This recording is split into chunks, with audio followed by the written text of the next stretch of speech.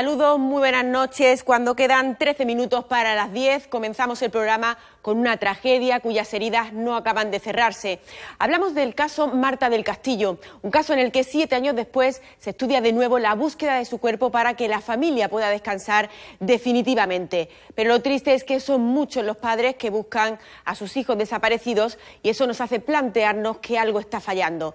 De hecho, los protocolos de actuación, las investigaciones y los medios utilizados dejan algunas dudas que deben aclararse para evitar que se repitan casos como el de Marta y otros muchos.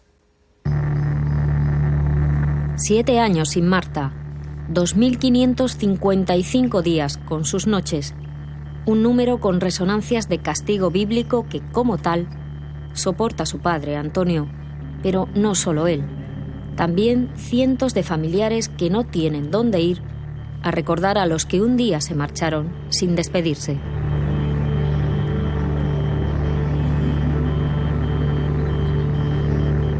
Desesperación, una palabra que Antonio del Castillo ha repetido desde que su hija de 17 años saliera de casa y ya no volvieran a verla. La desesperación que provoca la incertidumbre de no saber dónde descansan sus restos. 7 versiones de los hechos, 5 búsquedas millonarias e infructuosas del cuerpo, 2 juicios con conclusiones distintas e incontables minutos de televisión y páginas de prensa. Nada ha servido para que la familia tenga la tranquilidad de que se ha hecho justicia, ni para que el cadáver cuente lo que los testigos callan. ¿Qué pasó aquel 24 de enero de 2009 en este piso de la sevillana calle de León 13? Yo me creo la última versión de Miguel, la versión que dice que el hermano le dio con la culata de una pistola, que tuvieron problemas económicos, porque Miguel se había gastado un dinero de la hipoteca y que bueno, que se metió por medio mi hija. Creo que estuvieron asesorados en algún momento pues por alguien que sí tenía unos conocimientos jurídicos o criminológicos, porque uno de los consejos que le dan es que hagan desaparecer el cuerpo.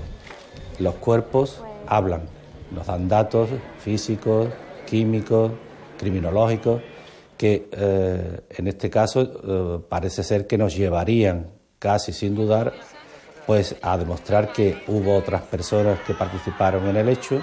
Se quiere tener muy rápido al asesino y en este caso la confesión de Carcaño pues de alguna manera creo que cerró muchas vías de investigación. El caso está cerrado, pero la herida sigue abierta. La pasada semana, los padres de Marta del Castillo entregaron al ministro de Justicia 1.400.000 firmas recogidas a través de la plataforma Change.org, una iniciativa popular que pide que se reabra el caso. La gente normal de la calle, que no es tonta, que piensa por sí sola, se ha dado cuenta de que aquí hay algo más por detrás. Las cosas juzgadas no tienen repetición. Lo que sí se ha abierto una posibilidad de que si existen nuevas pruebas, existen nuevos delitos, evidentemente ante nuevos delitos cabría abordar otro juicio. En este encuentro, el ministro se comprometió a impulsar una normativa que evitaría que los delitos con menores y adultos implicados se juzguen por separado. Un órgano judicial mixto se encargaría de estos casos. Es aberrante que nosotros tengamos 2 sentencias distintas, puesto que hubo un juicio aparte en el tiempo y otro después, uno de menores y otro de mayores. En uno dice una cosa, en el otro dice otra, ¿no? Los gobiernos no toman las decisiones ni las reformas legislativas basándose en la actualidad de un caso, ni siquiera en la repercusión social, por muy grave que sea de un caso.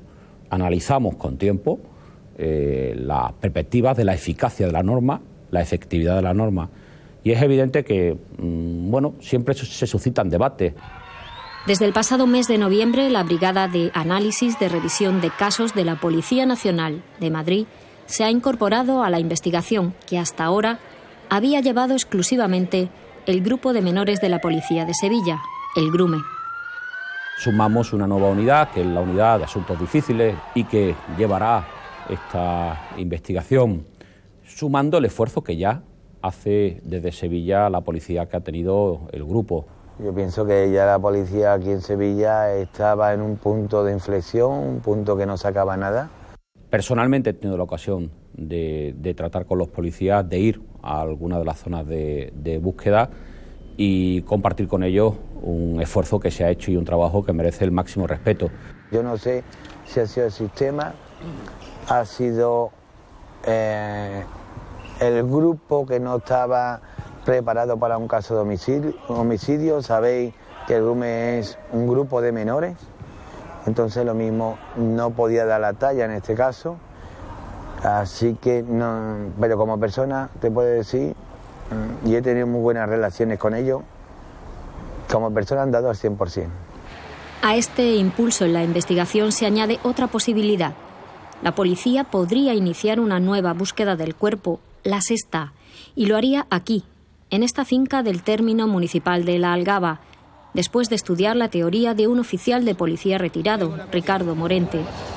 Morente asegura que es este solar y no el paralelo de la Majaloba al que se refería Miguel Carcaño en su última declaración, donde aseguraba que habían enterrado allí a Marta. Existe escombro, existe una zaja que está tapada, claro está. Existe también una tubería, existe también unas luces que decía Carcaño, existe una gasolinera. Donde buscó la Policía Nacional, Majaloba, y esta carretera son dos carreteras paralelas prácticamente iguales. Se está analizando esa información.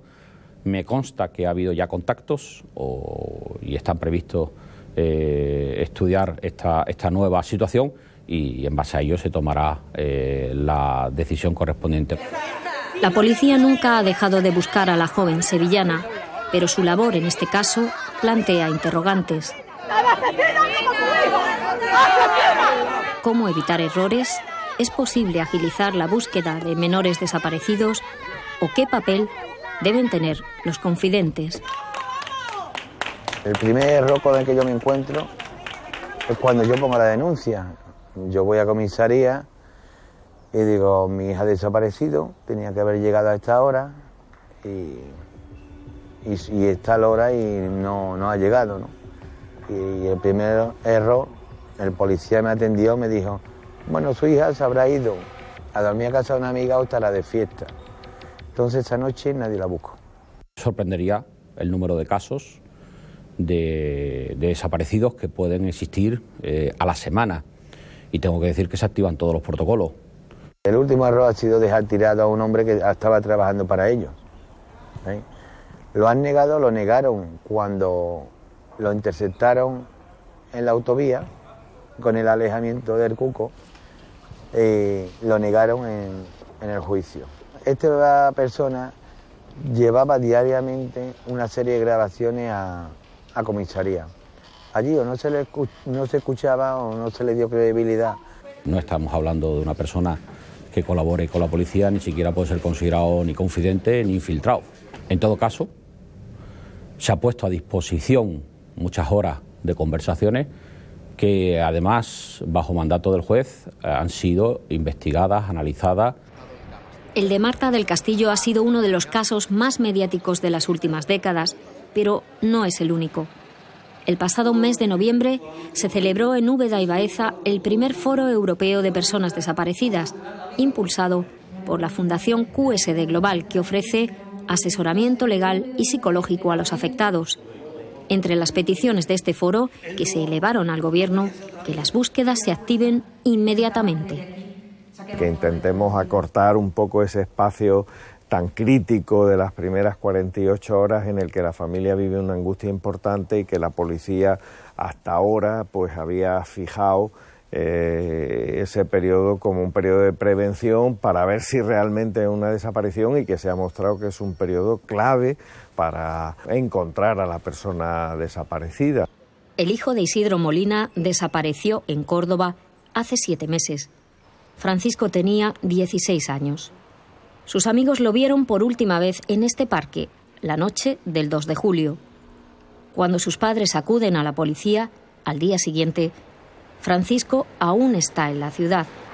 El día 5 un conductor de la estación de autobús lo identifica. Le han enseñado fotografías y efectivamente él reconoce que mi hijo estaba en la estación de autobuses al día siguiente a las 6 de la tarde. Coge ese autobús, llega a Madrid y ahí desaparece. Se lo traga la tierra. No se puede esperar 48 horas para buscar a una persona, porque un desaparecido no sabemos, no se sabe exactamente la situación. Y en caso de menores, como sea voluntaria o no sea voluntaria, está considerada como de alto riesgo. Lo deseable sería que cualquier tipo de desaparición de cualquiera de nuestros hijos o de cualquier persona pues llevase acarreado la intervención de la policía y de los juzgados de una forma inmediata y contundente. ¿Cuál es el problema real? ¿Cuál es el problema real? Es la escasez de medios. Los desaparecidos son los gran olvidados de la sociedad y parece mentira con la tragedia que supone eso en una familia, en una casa, que no es solo en mi caso, que por desgracia hay muchas familias que están en el mismo caso que el mío. Me han achacado muchas veces por parte de la policía que mi mayor error ha sido hablar tanto con los medios de comunicación.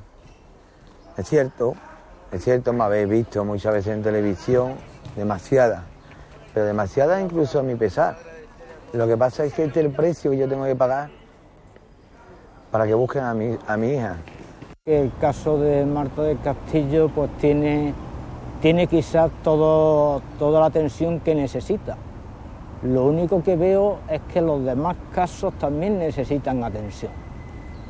También se necesita atención y veo que no se presta esa atención. Nuestra vida se paró el día 3 de julio cuando mi hijo no llega a casa. Ahí se nos paró el reloj y seguimos ahí. De lo que pasó, en incertidumbre te gustaría saber, pero la incertidumbre de dónde está y no tenerla, esa es peor. Porque una la puede soportar, la otra no.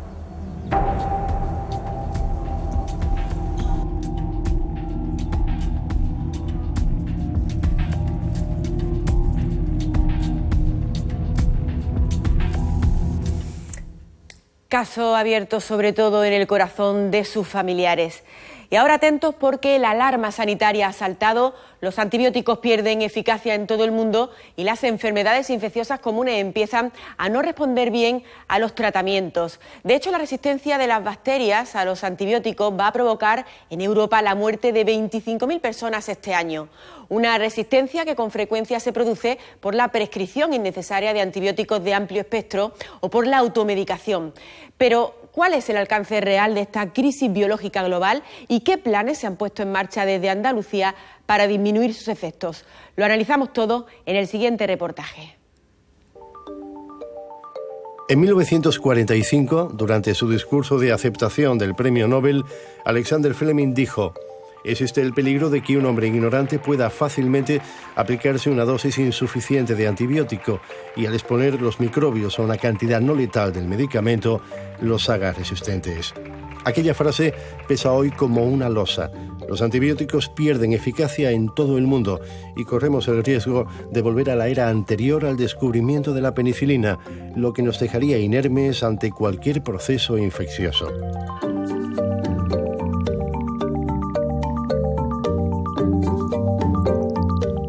Es una amenaza real.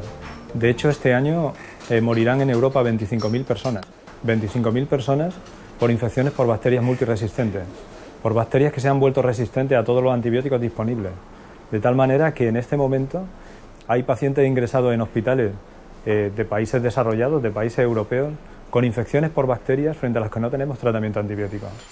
A finales del siglo XX, cuando la industria farmacéutica alcanzaba su máximo desarrollo, se llegó a vaticinar el fin de las enfermedades infecciosas.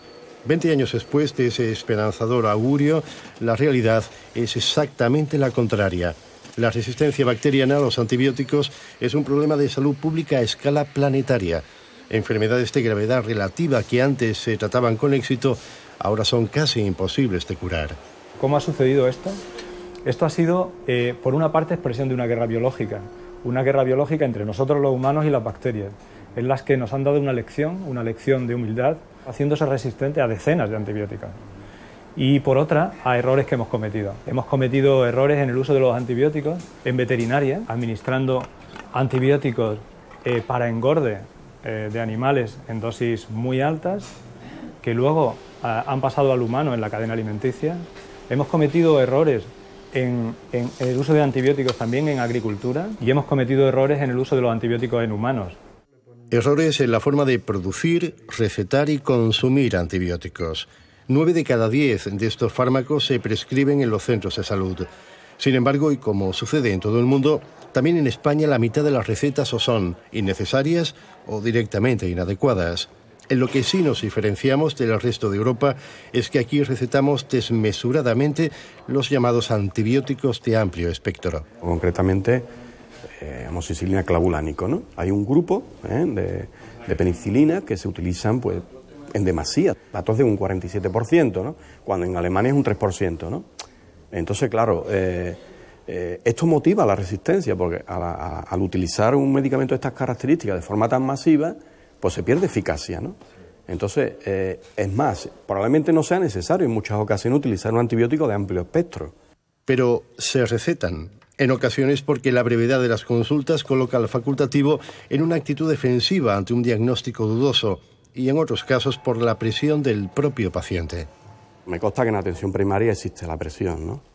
Y la presión está relacionada porque hay estudios científicos que lo demuestran, que cuando la comunicación es eficaz con los pacientes, probablemente no tengamos necesidad de mandar antibióticos.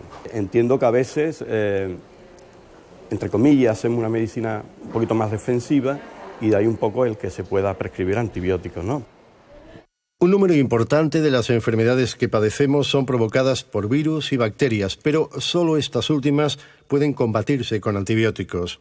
Este tipo de fármacos o bien destruyen la membrana bacteriana, neutralizando su capacidad infecciosa, o bien inciden en su material genético, impidiendo la proliferación. Un virus, el de la gripe, por ejemplo, es un agente infeccioso genética y estructuralmente diferente que requiere un tratamiento antiviral, no antibiótico. En general, las infecciones por virus no necesitan tratamiento antibiótico. Y esto es muy importante porque muchas infecciones por virus producen fiebre. Por lo tanto, el mensaje es: fiebre no es igual a antibióticos. El autoconsumo es otro factor determinante en la proliferación de bacterias multiresistentes. 1 de cada 3 pacientes ha recurrido alguna vez a un antibiótico sin haber consultado a su médico, por lo general reutilizando los que le sobraron u obteniéndolos sin receta. Es cierto que, que el farmacéutico sabe que no puede dispensar un antibiótico si no hay receta, pero a veces se produce, incluso pacientes que igual son crónicos hacen utilización de esa automedicación. Si me tomo el antibiótico que me sobró, algo que no se debe de hacer, porque lo tengo guardado del año pasado y me fue bien, el problema de la automedicación está relacionado con las creencias, está relacionado también pues probablemente con la situación que genera la incertidumbre de me lo tomo por si acaso. Este comportamiento individual se multiplica por todo el planeta en función de una creencia errónea, según la cual es el organismo del paciente y no la bacteria quien se hace resistente al antibiótico. El cuerpo no se vuelve resistente, son las bacterias las que se hacen resistentes a esos fármacos, y ese riesgo de que se hagan resistentes se multiplica cuando el antibiótico está mal utilizado y cuando no hacemos caso de la prescripción médica y en lugar de tomarlo cada 6 horas, lo tomamos cada 8 o cada 12. Hay que tomar el antibiótico, por lo tanto, y es el mensaje para la población, cuando lo prescriba el médico, es solo cuando lo prescriba el médico, y hay que tomarlo siguiendo estrictamente la prescripción. La expansión de bacterias multiresistentes preocupa especialmente en el ámbito hospitalario, donde la presión antibiótica es alta, el tránsito constante y los focos infecciosos muy frecuentes. Esto se traduce en que infecciones comunes, como una infección renal, una pielonefritis, o una infección relacionada con una herida quirúrgica, cuando se produce por una bacteria multiresistente, es mucho más difícil de tratar, porque los antibióticos convencionales no son eficaces. En estas situaciones nos vemos obligados a utilizar tratamientos experimentales o combinaciones de tratamiento antibiótico que no han demostrado de manera suficiente la eficacia en estudios clínicos.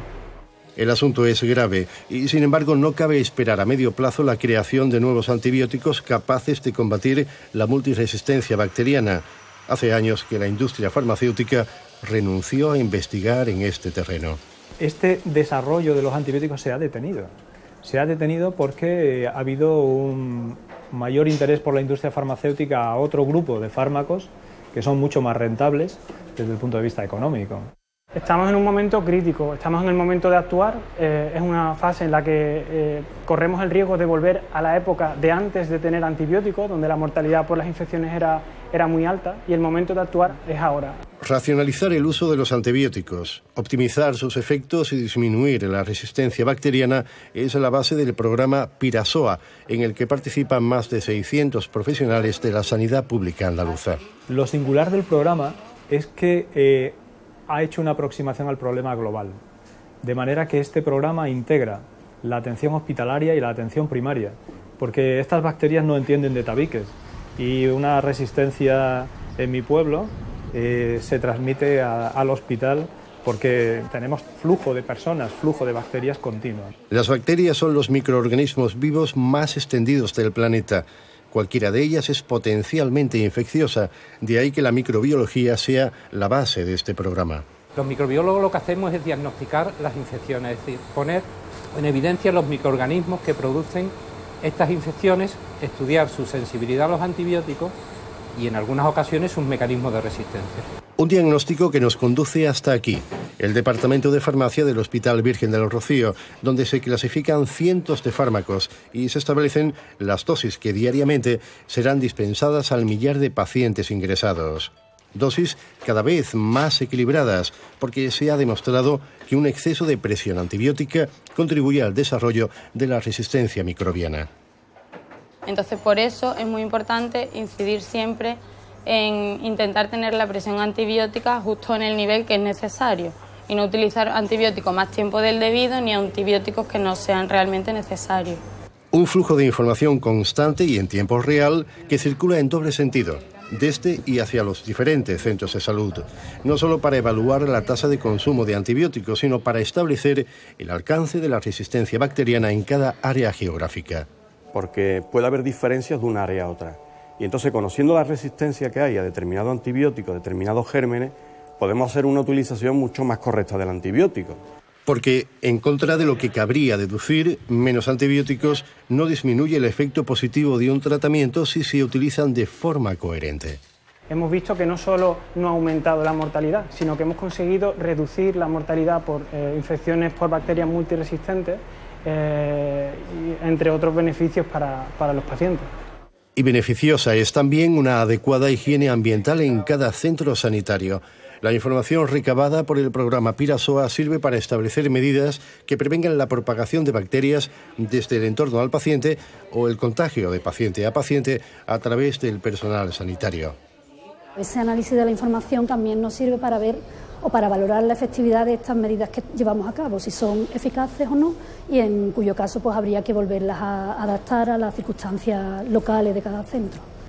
Los resultados del plan Pirasoa son todavía provisionales, pero parecen prometedores. El pasado 18 de noviembre, coincidiendo con el Día Europeo del Uso Prudente de Antibióticos, el coordinador del programa anunciaba que desde su puesta en marcha en 2014 se ha reducido sensiblemente el uso de antibióticos en la sanidad pública andaluza. Estamos reduciendo la presión antibiótica, que es uno de los objetivos del programa, que es alcanzar niveles de presión antibiótica semejantes a lo de los mejores países de nuestro entorno, que son los países nórdicos, que tienen presiones antibióticas aproximadamente la mitad que nosotros, que los países mediterráneos. La ciencia moderna ha sido capaz de emular a la naturaleza creando moléculas que han permitido la fabricación de antibióticos. No hay fármaco que pueda comparársele, pero ese formidable escudo se está agrietando.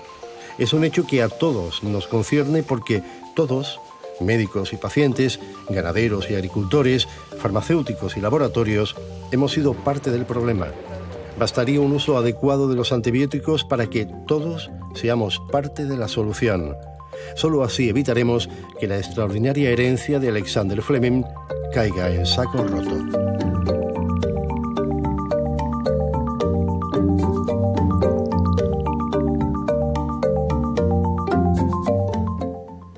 Un problema, por tanto, en el que todos deberíamos poner de nuestra parte para solucionarlo.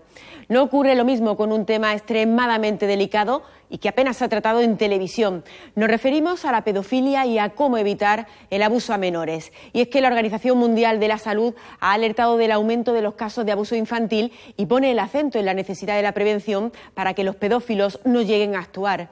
Falta mucho camino por recorrer, pero vamos a escuchar el testimonio de enfermos y especialistas y también vamos a mirar atentamente lo que se está haciendo en otros países para frenar esta lacra social.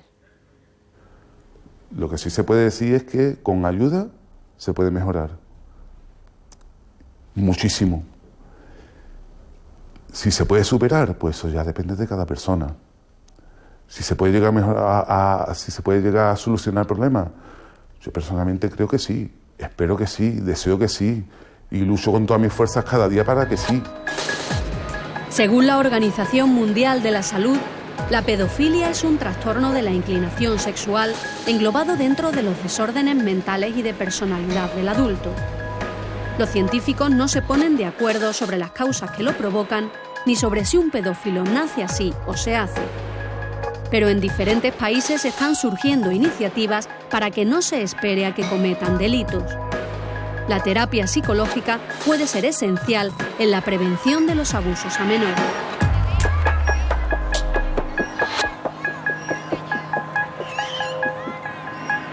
No creo que un pedófilo nazca como tal, creo que se hace. La característica de muchos pedófilos es que mantienen las características de su sexualidad infantil. La diferencia entre las personas que no son pedófilos es que su sexualidad va evolucionando y la de ellos se queda estancada. Estoy seguro que no se nace con eso, sino que es un problema que se ha adquirido con la experiencia de vivida y con cosas que a alguna persona le ha podido pasar. Yo sufrí abusos desde muy niño. Como esos abusos no se produjeron con violencia, sino que fueron por medio de engaño y con 5, 6 años o 7 años, pues uno no sabe absolutamente nada, lo que te roban es tu niñez, ¿no? Y la inocencia, pues te hacen adquirir unos hábitos que tú no los ves fuera de contexto, sino que tú los ves bien, ¿no? Porque es lo que te han enseñado en ese momento. Antonio, que prefiere usar un nombre figurado para salvaguardar su anonimato, sufre un trastorno de pedofilia. Se dio cuenta del problema cuando era todavía un niño. Desde que yo tenía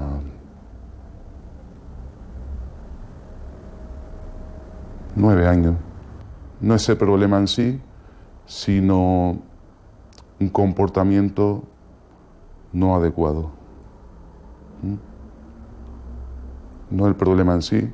Con 9 años no puedes decir, oh, yo soy esto, yo tengo este problema. No.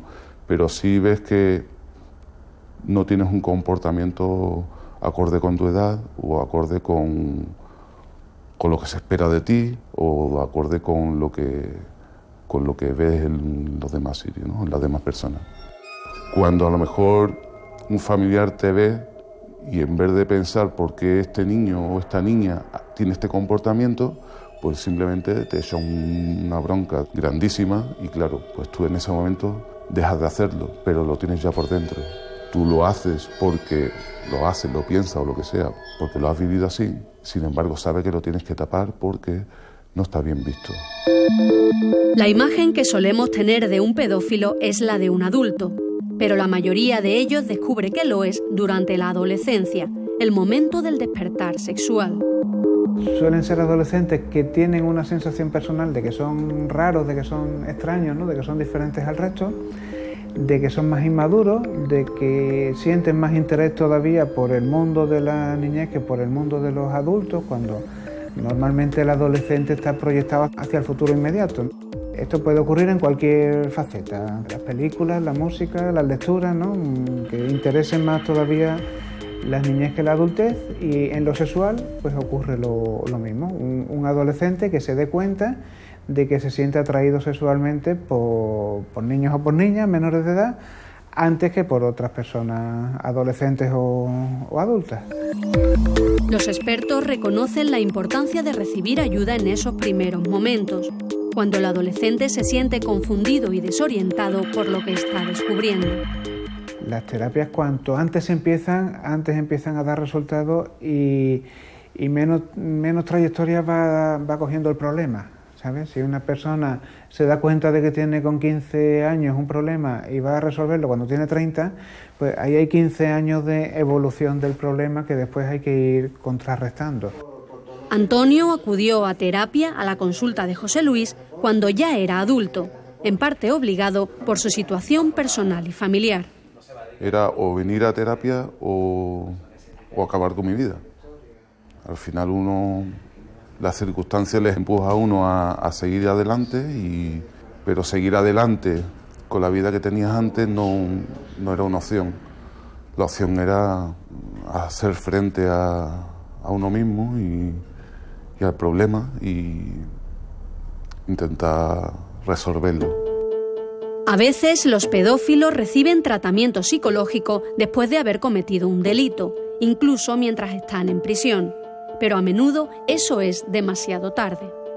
Hay pacientes que vienen a la fuerza o porque lo prescribe un juez o los familiares, la pareja, alguien del entorno. En un primer momento se puede venir para complacer esta demanda exterior, pero desde ahí la terapia no llega mucho más lejos. Es decir, cuando alguien viene en esa actitud, bueno, por lo menos ha venido, que ya es un paso, pero ahora el siguiente paso tiene que ser convencerse de que él se tiene que abrir y se tiene que entregar al proceso. Se puede diferenciar entre dos tipos de pedofilia. Una relacionada con la psicopatología, generalmente sin sentimiento de culpabilidad, y otra relacionada con una falta de maduración de la persona, que es la que puede responder al tratamiento. Cuando la pedofilia es consecuencia de una personalidad psicopática, eso no tiene tratamiento, porque la psicopatía a día de hoy no se conoce ningún tratamiento. Cuando la pedofilia es consecuencia de una sexualidad inmadura, suele ser consecuencia de una personalidad general inmadura. Ahí sí hay un tratamiento, una psicoterapia individual que profundice en todos los aspectos de la persona y que la ayude a ir creciendo y madurando. La finalidad de la terapia es que el pedófilo no actúe, no abuse de menores. Un objetivo importante en estos casos sería el autocontrol. Si la persona tiene fantasías de tipo pedofílico, por lo menos que eso se quede en fantasía, que no se lleven a la práctica. Otro objetivo es el autoconocimiento que la persona tenga de sí misma, acerca de lo que le pasa y de todo en general. Digamos, saber montar las piezas del puzzle donde la persona pueda distinguir lo que es suyo o lo que pueda ser consecuencia de alguna influencia negativa que ha padecido a lo largo de su vida.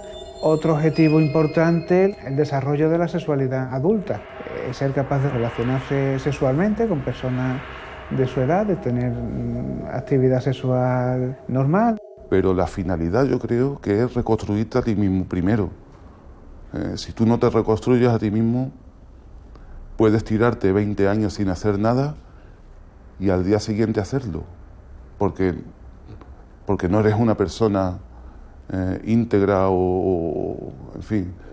Lo primero, para mí la finalidad es volver a ser persona, conocerte a ti mismo, tener tus valores, saber poner tus límites, saber quererte a ti mismo. Esa es la finalidad y la consecuencia de eso es que a lo mejor ya no lo vas a hacer más en la vida. Pronto me di cuenta de que era un poco diferente. Era obvio lo que debías pensar de los que son como yo, psicópata, pervertido, escoria. Yo también lo pensaba, pero ni siquiera actúo fuera de mis fantasías. En terapia he aprendido que nadie es culpable de su inclinación sexual, pero todos somos responsables de nuestros actos. No quiero ser un delincuente. La terapia preventiva evita el abuso sexual de niños. Es uno de los anuncios que publicitan el proyecto Dunkelfeld, una iniciativa alemana para prevenir el abuso sexual de menores. Es un programa público que ofrece terapia gratuita para pedófilos. Y también ha lanzado un proyecto para adolescentes que acaban de descubrir su inclinación sexual. En Canadá hay un programa similar, público y gratuito. pero en España y en otros países la terapia es privada y hay muy pocos profesionales que sepan tratar la pedofilia. Sería interesantísimo que pudiera haber programas públicos de prevención gratuitos y que le presten a la persona que tiene el problema toda la ayuda que necesite para poder superarlo.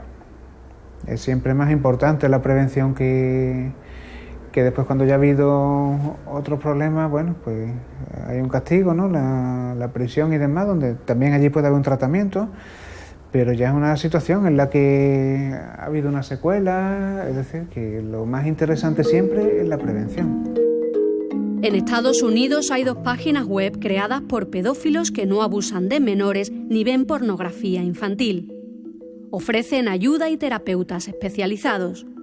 Una de ellas es Virtuous Pedophiles, pedófilos virtuosos, y hemos podido entrevistar por chat a su fundador, Ethan Edwards.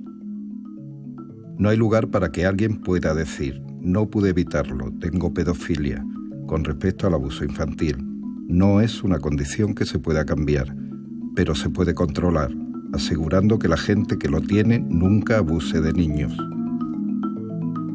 Un trastorno que no se elige, pero sí se decide cometer o no abusos. Eso es lo que distingue la pedofilia de la pederastia. Pedofilia es algo que existe en la mente, una atracción. El abuso sexual a niños y la pederastia son comportamientos, algo que una persona hace. Y para no dar ese paso, la terapia psicológica puede ser esencial. Pero para afrontar la pedofilia desde un enfoque más preventivo, quizás sería necesario cambiar la visión del problema compartida por la sociedad. Prevenir es atacar el problema en el fondo, asumir el problema, que existe ese problema, que hay que ayudar a las personas desde el principio y no criminalizar, sino humanizar el problema para salir de ese problema, no para agravarlo. Aunque es muy difícil recabar datos, algunos informes científicos aseguran que aproximadamente el 1% de los hombres son pedófilos. No hay estudios sobre las mujeres pedófilas, que son mucho más difíciles de detectar, pero existen, como nos explican por chat desde la organización Pedófilos Virtuosos. Pero cuando se le ofrece la oportunidad de escribir de manera anónima para pedir ayuda, hay un número considerable que ha contactado con nosotros. Diría que al menos 20 de nuestros 600 miembros son mujeres, quizá unas 40. También acuden a esta página muchos familiares que descubren que las personas que viven a su lado son pedófilos y no saben cómo actuar. El papel de la familia es esencial para abordar el problema. Es fundamental que si tienes una pareja y te apoya, pues claro, pues tú le agradeces a esa pareja lo más grande. Pero yo creo que no es fundamental, porque lo fundamental eres tú. Tú no puedes salir de esto por tu pareja, o si tienes hijos por tus hijos, o si tienes padre por tus padres. Tú tienes que salir de esto por ti mismo, por ti y por no hacerle daño a los demás. Pero, ¿se puede salir realmente de un problema como la pedofilia? Yo me atrevo a afirmar que es imposible solucionar un caso así sin ayuda exterior, terapéutica. O sea, un pedófilo sin tratamiento, por muy buena voluntad que tenga él consigo mismo de resolverlo, yo considero que eso es imposible. O sea, sin terapia no hay solución. Eso no quiere decir que siempre tengas ahí una losa muy grande encima tuya o unas cadenas que lleves arrastrando de por vida, porque aunque te perdones a ti mismo, nunca creo yo que te puedas perdonar del todo, ¿no? Sino que, bueno, te perdona lo suficiente como para poder seguir adelante. Sea un trastorno que se puede curar o un desorden mental sin solución, la terapia preventiva puede lograr que un pedófilo no abuse de menores. Y esa es la vía por la que se encaminan los tratamientos más recientes.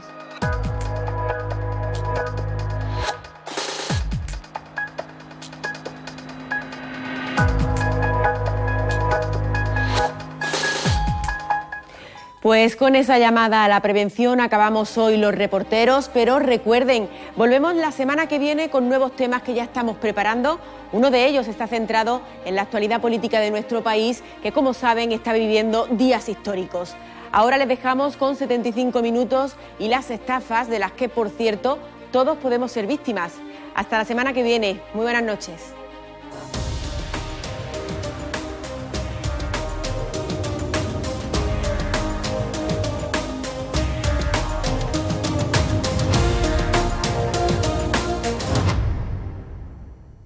El número marcado no existe.